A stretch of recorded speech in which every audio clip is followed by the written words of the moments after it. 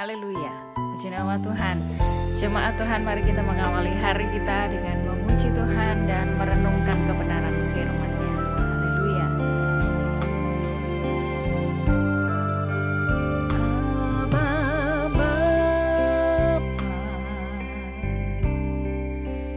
Abba Bapa,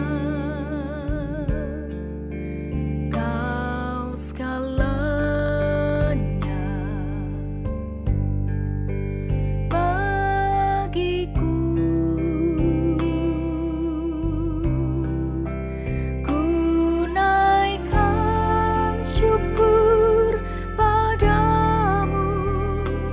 dengan segenap hatiku.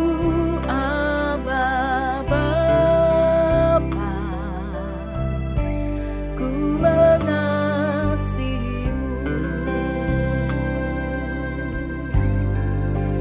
lebih dari segalanya. Ku ingin Kau Tuhan, emas, perak, dan permata tiada artinya. Ku ingin lebih dekat bersekutu denganmu. Jadikan ku hamba setia kepadamu.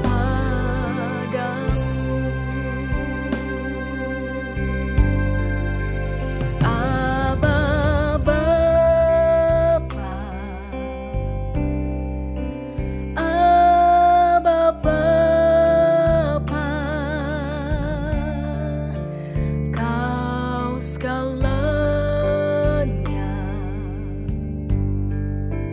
bagiku. Ku naikkan syukur padamu dengan segenap hatiku. Abba Bapa,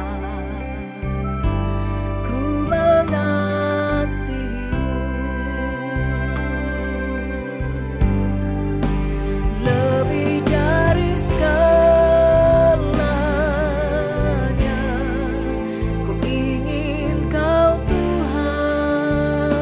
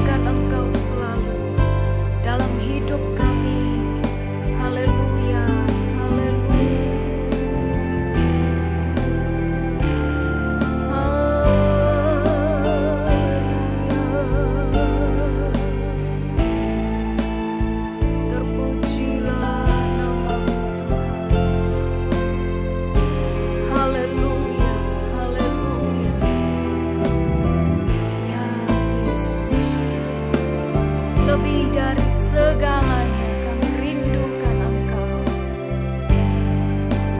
Lebih dari segalanya ku ingin Kau Tuhan. Emas, perak dan permata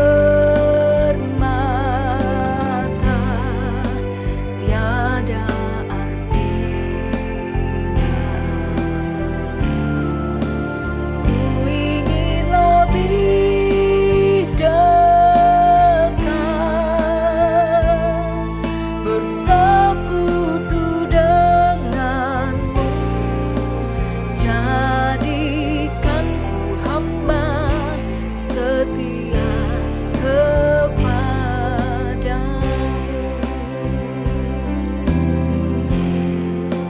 Jadikan ku hamba setia kepadamu.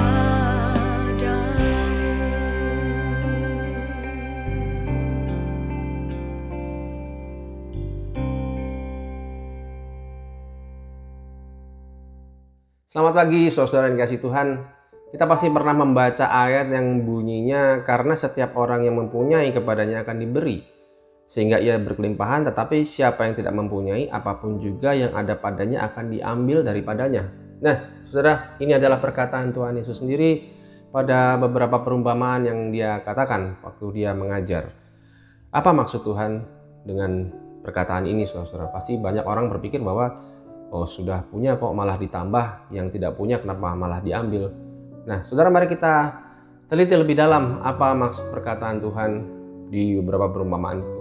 Yang pertama kita melihat di perumpamaan penabur di Matius 13 ayat 1 sampai 23. Nah setelah mengatakan perumpamaan tentang penabur yang menaburkan benih di 4 jenis tanah yang berbeda, murid-murid Tuhan Yesus bertanya kenapa Tuhan Yesus mengajar dengan menggunakan perumpamaan, dan akhirnya Tuhan mengatakan karena siapa yang punyai kepadanya akan diberi sehingga ia berkelimpahan, tetapi kepada siapa yang tidak mempunyai, ia apapun yang ada padanya akan diambil daripadanya. Itu ada di Matius 13 ayat 12 saudara-saudara.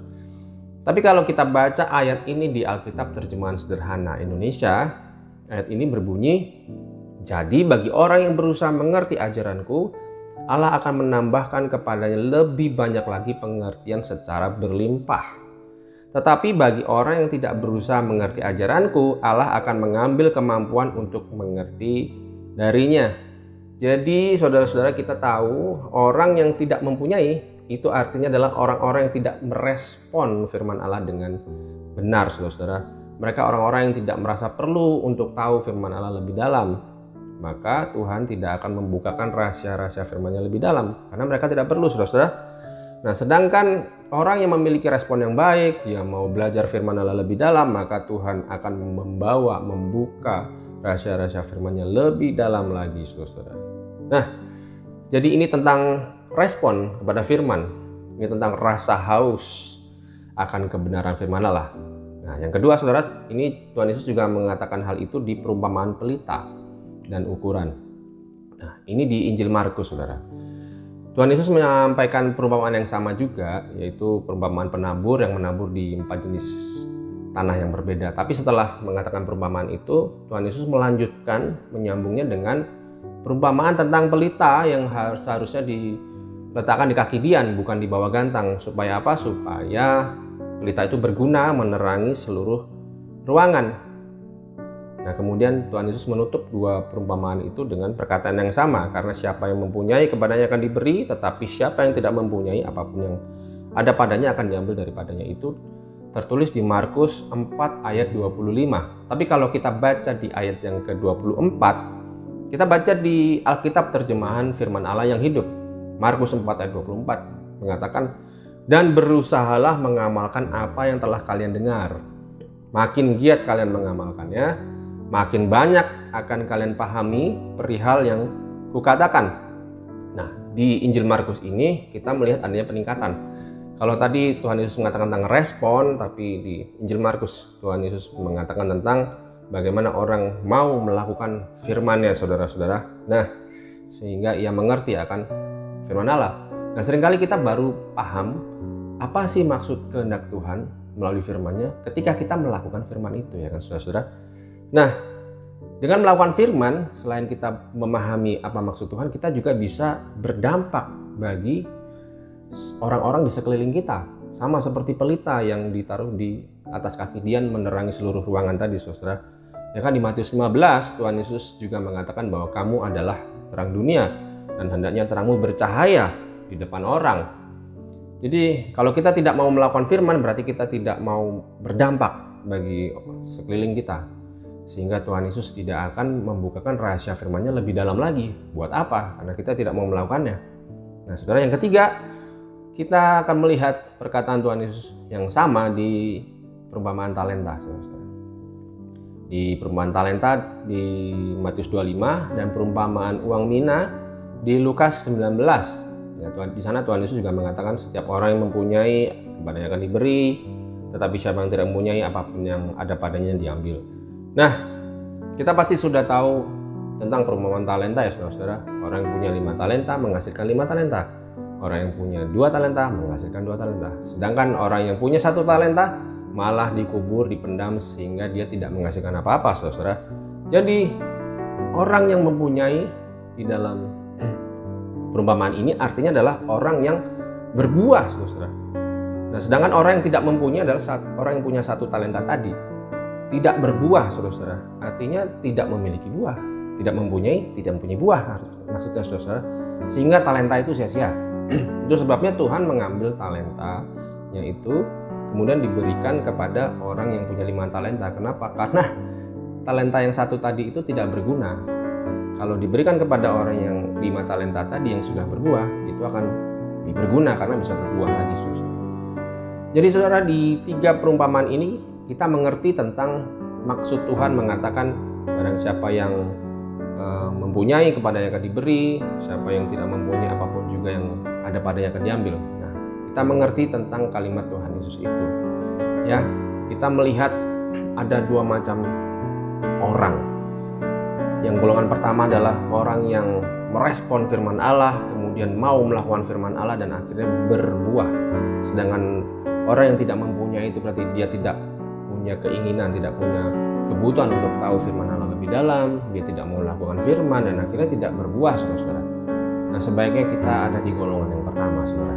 Jadi mari kita meresponi setiap firman yang datang itu, yang kita mau mengetahui lebih dalam, kemudian kita mau melakukannya sehingga kita bisa berbuah. Karena inilah yang diinginkan Tuhan, saudara-saudara. Tuhan Yesus di dalam Yohanes 15 ayat 16 mengatakan, aku telah menetapkan kamu supaya kamu pergi dan menghasilkan buah, dan buahmu itu tetap. Nah, saudara-saudara, kita sudah mengerti maksud Tuhan dengan perkataannya. Mari kita lakukan firman dan berbuah, saudara, ya. Kiranya renungan pada pagi hari ini boleh menguatkan kita semua. Mari kita berdoa. Tuhan Yesus, terima kasih untuk firman-Mu. Kami sudah mengerti bahwa kami harus memberikan respon yang benar. Kami mau mengetahui firman-Mu lebih dalam lagi, Tuhan. Bawa kami lebih dalam rahasia-rahasia firman-Mu, Tuhan. Dan Allah Roh Kudus, pimpinlah kami, Tuhan, untuk melakukan firman-Mu, sehingga kami boleh pada akhirnya berbuah, ya Tuhan, sesuai dengan kehendak-Mu. Terima kasih Tuhan Yesus, kami terima firman-Mu dengan ucap syukur dalam nama Tuhan Yesus Kristus. Haleluya. Amin. Tuhan Yesus memberkati. Dari